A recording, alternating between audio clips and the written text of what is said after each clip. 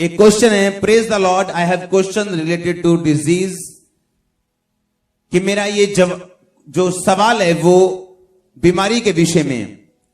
क्या हमारी सारी बीमारियां जो हमारे शरीर में पाई जाती हैं, उनका ना जाना हमारी प्रार्थना करने के बाद भी, विश्वास करने के बाद भी, क्या हमारी उसके लिए पिछली बुराइयां जिम्मेवार हैं? क्या उनका ऑपरेशन करवाना गलत है? क्या समय लग जाना उस बीमारी को जाते टाइम हमारे विश्वास का ना होना उसके कारण है? मैं दुनिया और अपने परिवार की बातों से तंग हूं, क्योंकि वो मेरे विश्वास को कम बताते हैं। बाइबल बताती प्रभु यीशु मसीह जब एक जगह जा रहे थे और परमेश्वर ने एक अंधे को दिखाया अपने चेलों को, और उस अंधे को चंगा किया, और चेलों ने पूछा, परमेश्वर जिस अंधे को तूने चंगा किया, इसके घर वालों ने पाप किया था या इसने पाप किया था कि यह अंधा जन्मा? परमेश्वर ने क्या बोला? क्योंकि यह थ्योरी थी कि हर बीमारी जो है वो पाप की वजह से आती, पर यह पूरी तरह से सही नहीं। बीमारियां पाप की वजह से आती, जिस तरह 38 साल के रोगी की लाइफ में थी, और परमेश्वर ने कहा था फिर से पाप ना करना, मैंने तुम्हें अब चंगा कर दिया है, अगर फिर से पाप करोगे तो हो सकता नहीं, तब इससे भी बड़ी मुसीबत में फंस जाओगे। लेकिन उस अंधे को बोला परमेश्वर ने कि नहीं, इसने पाप नहीं किया था, ना इसके घर वालों ने किया था कि यह अंधा जन्मा। कुछ बीमारियां परमेश्वर की महिमा के लिए होती। आमीन। आपका विश्वास कई बार पूरा रहे, कई बार तो भी आपको उस सिचुएशन से होकर निकलना पड़ता है, क्योंकि मैं निकला हूं। अगर मेरा विश्वास अधूरा होता तो जब मैं लोगों पे प्रेयर करता था फिर वो चंगे ना होते, पर मैं खुद अपनी चंगाई के लिए इंतजार करता रहा सालों साल। यह नहीं कि परमेश्वर ने अगर मुझे उस बीमारी से चंगा नहीं किया था तो बाकी चीजों से आजाद नहीं किया था। मैं नशों से आजाद हो चुका था, और बीमारियों से आजाद हो चुका था, बरकत ले चुका था, सामर्थ ले चुका था, सबसे बड़ी बात पवित्र आत्मा का वरदान और उसके दान ले चुका था, गैर भाषा ले चुका था। लेकिन एक फाइनल आंसर अभी मेरा आना बाकी था, वो सालों के बाद आया। आपका विश्वास कम नहीं है, लेकिन परमेश्वर कभी कभी हमें कुछ चीजों से गुजरने के लिए, हमारे विश्वास को चेक करने के लिए, हमें देखने के लिए कि हम, और ऐसा उन्हीं लोगों के साथ होता है ज्यादा जिनकी जिंदगी में परमेश्वर की योजना बहुत ज्यादा बड़ी है। मैं आपको दावा कर सकता हूं ये चीज का। आप बाइबल पढ़ के देखो, जब कभी भी किसी क्रिश्चियन के लेट बच्चा हुआ तो वो शैमुएल के जैसा हुआ, शैमसन के जैसा हुआ, यूहन्ना बपतिस्मा देने वाले के जैसा हुआ, जिसने प्रभु यीशु मसीह को बपतिस्मा दिया, वो भी लेट हुआ था। और बाइबल बताती जो यूहन्ना के माता पिता थे, अलीशिबा, जकरिया, लिखा वो प्रभु की सारी विधियों के ऊपर निर्दोष चलने वाले थे। और लिखा जब बुढ़ापे में वो प्रभु के घर गए तो चिट्ठियां डलती थी, ऐसी चिट्ठियां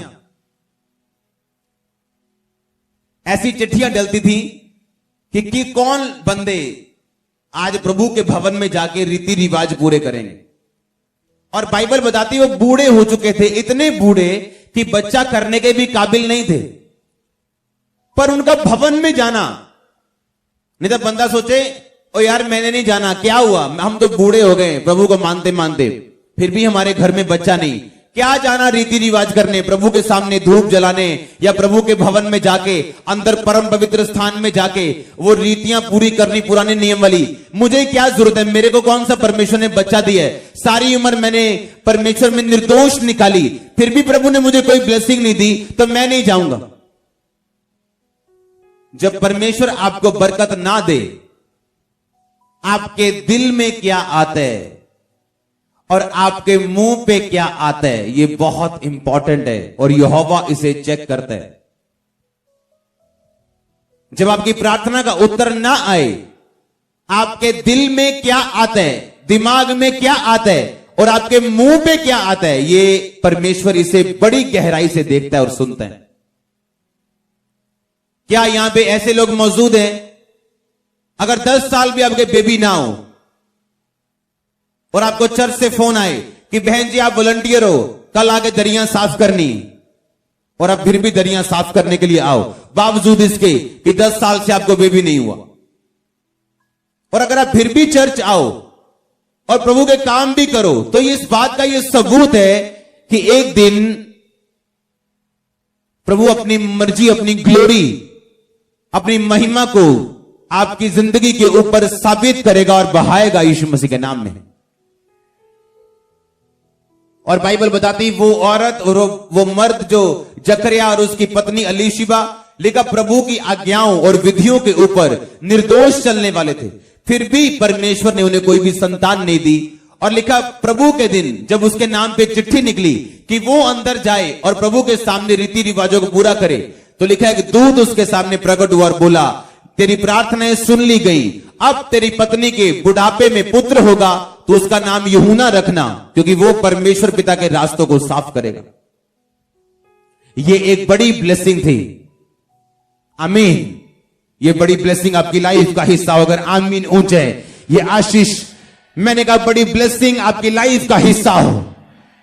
अगर आमीन ऊंचे, मैंने कहा ये ब्लेसिंग आपकी। हालेलुया। आज प्रॉब्लम ये नहीं है कि आपको प्रार्थना करने के बावजूद भी कुछ मिल रहा है कि नहीं मिल रहा, क्योंकि आप चर्च में देख चुके हो। जो आज आपने आज गवाही सुनी, जब वो औरत, उसकी वीडियो हम आपको दिखाएंगे, हम ढूंढ रहे हैं कौन से संडे या कौन से दिन आपको वो रोती हुई मिलेगी चर्च में। मैं आपको उसकी वीडियो निकाल के आपको दिखाएंगे 2013 से। आप उसको वर्शिप में रोते हुआ देखोगे, आप उससे प्रेयर लाइन में रोता हुआ देखोगे। हो सकता है मेरे से बात करते वक्त प्रेयर लाइन में उसकी कोई पिक्चर मिल जाए, जब वो रो रही है और चिल्ला रही है कि रिपोर्टों में डेड आए हैं, हमारे बेबी नहीं हो सकता, किसी के शुक्राणु लेके हमने आईवीएफ भी कराया तब भी नहीं हुआ। मैं आपको उसकी फोटो, उसकी वीडियो ढूंढ के दिखाएंगे हम आपको। एक ऐसी सिचुएशन जो चैलेंज करे आपके फेथ को कि नहीं तो हो ही नहीं सकता, डॉक्टर ने बोल दिया नहीं हो सकता, और फिर भी परमेश्वर आपको 5 साल बाद इस पुलपट पे खड़ा कर दे, बच्चे के साथ, आपके अपने बच्चे के साथ। ओह, तो आपका प्रार्थना करने के बावजूद भी आपकी बीमारी का ना जाना, यह शैतानी नहीं। बाइबल कहती है आपको अलग बनाया हर बंदे को। मेरी कुछ हीलिंग पहले दिन हो गई थी जब पहली प्रेयर मुझ पे हुई थी, और कुछ हीलिंग को सालों लग गए थे। कुछ को 1.5 महीना लगा था, कुछ को 1 साल लगा, कुछ को 2 साल लगे। लेकिन प्रभु में बढ़ते रहना, प्रेयर करते रहना। और सबसे बड़ी बात, परमेश्वर की प्रार्थना इसलिए नहीं करना कि मैं बीमारी से आजाद हो जाऊं, इसलिए कि मेरा संबंध परमेश्वर के साथ सही बने। अगर परमेश्वर, जितनी गवाहियां आज आप सुन रहे हो, कोई पिछले संडे हील हुआ, कोई उससे पिछले संडे हील हुआ, कोई 5 साल से आ रहा है वो हील हुआ, अगर परमेश्वर इतनी टेस्टिमनीज आपको दे सकते हैं, तो आप इमेजिन करो आपके केस का क्या बनेगा। आपका केस इस मसले से छुपेगा नहीं। आमीन। जितना लंबा ब्लेसिंग उतनी बड़ी। और शैतान का काम है ये, जब आपकी प्रार्थना का उत्तर ना आए, आपको अविश्वास दिलाना, आपको ठंडा करना।